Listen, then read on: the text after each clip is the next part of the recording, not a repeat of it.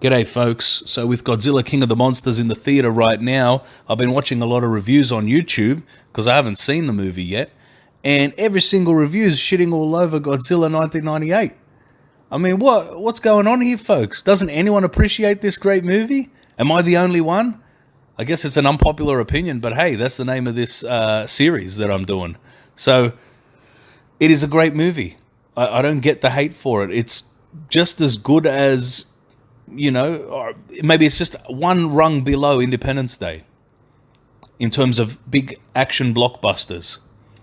It's a fun movie. It's got a lot of humor in it. Got great action set pieces. Special effects are fantastic. The soundtrack was awesome. I don't get the hate. It's well paced. It's fun. The characters are good. I mean, you got an all-star cast. You got, Matthew Broderick as Nick Tatopoulos. All right, that name is ridiculous. He doesn't look or sound like a Greek guy in any way, shape, or form. But it's Ferris Bueller, folks. How can anyone not like Ferris Bueller? He's likable all the time in every movie. You got Hank Azaria. The guy does half the voices of The Simpsons. He's always charismatic, always funny. He's good in this movie too. Jean Reno, in my opinion, this guy steals the show, steals the movie. Every scene he's in, he's hilarious. And especially one of the funniest scenes in the whole movie, actually the funniest scene in the whole movie, in my opinion, is when he's pretending to be an American. They're going through the checkpoint, and he's just talking like Elvis the whole time. That's gold. He's chewing his gum. I mean, I'm not doing it justice recollecting the scene here, but go check it out, folks. It's funnier than any scene in Independence Day, and Independence Day's, considered a pretty fun movie with some funny scenes in it. But that, I don't understand why nobody likes this movie. You also got Harry Shearer, does like the other half of the Simpsons voices.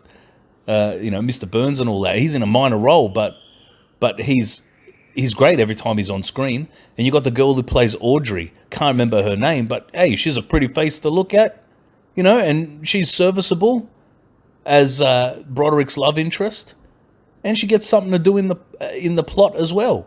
So, I got no complaints with the cast and the characters. They were all pretty fun. Also the pacing in this movie, it's really good. It moves fast. It starts off, intriguing with the ship being attacked and all that, and then it moves forward, and not long he's in the city. After not very long, he's already attacking New York City, and half the movie is in the rain. Probably most of it's in the rain. It's got a really good sort of feel to it, a good atmosphere. So I got no problems with the pace. The special effects for 1998. This is 21 years ago, people. The effects weren't that bad at all. Yes, they CGI'd the monster, but he looked pretty damn good. And the destruction is great. I mean, this is what people complained about in the Godzilla, some of the other Godzilla movies, that I've even hearing complaints in the new one that there's not enough destruction of the buildings in the city.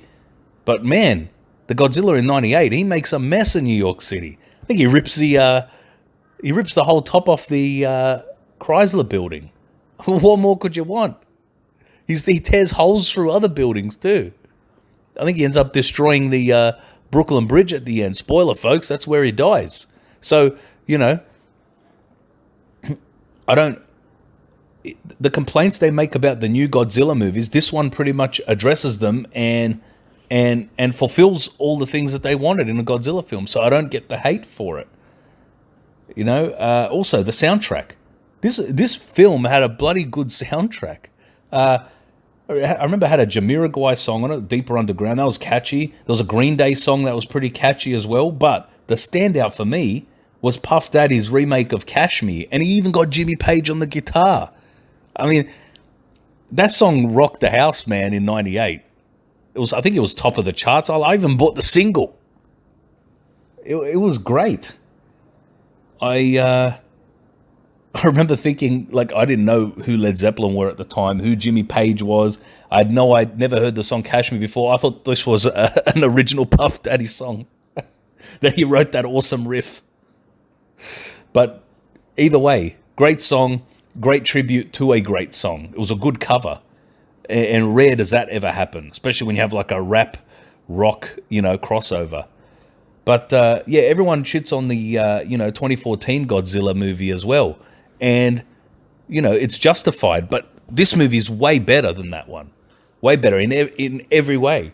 Only the special effects are better in the 2014 one, but the characters were crap in the 2014 one. The humor was crap. The only good performance in it was bloody Cranston. You barely saw the monster in it until the end of the movie. They kept cutting away every time the action was about to get good. But in this movie, man, you see the monster heaps. He's on screen all the time. You can see him clearly. No shaky cam garbage. No cutaways. You got to see the action nice and clear. And, no interruptions in it too. No cutting away at the best moments. And the pacing of this one is so much better than the 2014 one. So I don't know why people seem... I think a lot of people seem to rank the 2014 one better than this.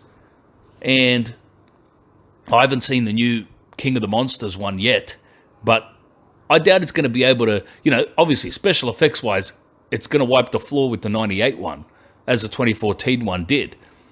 But I don't see it being better pacing-wise, character-wise, humor-wise, mood and atmosphere-wise, and just general amount of fun-wise.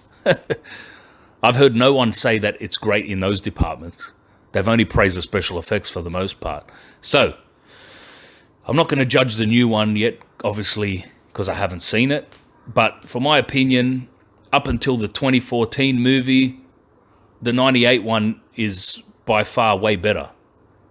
And I'm not comparing it to the old Japanese ones because I've only seen bits and pieces of those. Big man in suit and all that. I don't really take those seriously because special effects are so, dated nowadays that it sort of takes me out of it. And I'm not shitting on those movies because they're classics and they deserve to be revered for the amazing special effects they pulled off at the time. It was incredible.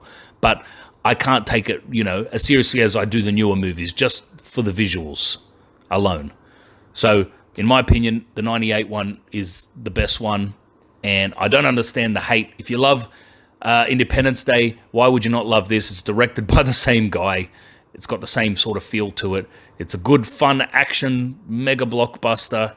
You don't have to read too much into it. It's not Citizen Kane or 12 Angry Men or anything like that. It's just there to entertain you and give you a bit of a thrill ride, and it always does that for me every time I've seen it since back in the theaters in 98. So that's my opinion, folks, as unpopular as it may be. Godzilla 98 is a great bloody movie. If you disagree, let me know in the comments. So that's about all I have to say about that, people. I'll leave it there. So please, like, share, and subscribe. Leave me some comments if you are so inclined. God bless you all, and I'll see yous later. Yeah.